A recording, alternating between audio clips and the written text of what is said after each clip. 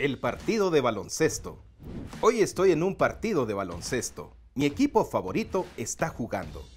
Mi hermano y yo conseguimos entradas y estamos viendo el partido juntos. A mi hermano y a mí nos gusta mucho el baloncesto. Los dos jugamos baloncesto en la escuela. Es un deporte muy emocionante y divertido. El estadio está lleno de personas.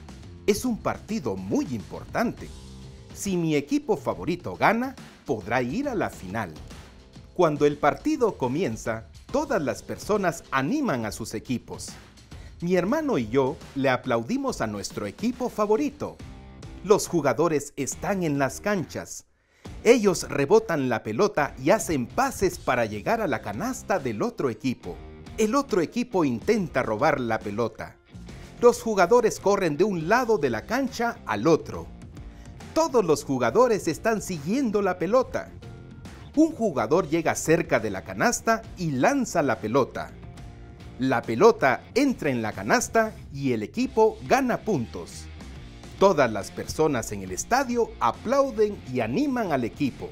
Ahora el otro equipo tiene la pelota. Ellos rebotan la pelota y corren al otro lado de la cancha.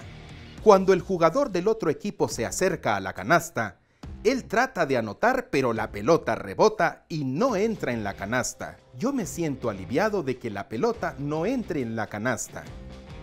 El otro equipo no tiene puntos. Así pasa todo el partido. Los equipos corren de un lado a otro en la cancha, rebotando y siguiendo la pelota. Ambos equipos anotan puntos, pero al final, mi equipo favorito gana el partido. Todo el estadio aplaude y anima a mi equipo. Mi equipo favorito son los ganadores y pasan a la final.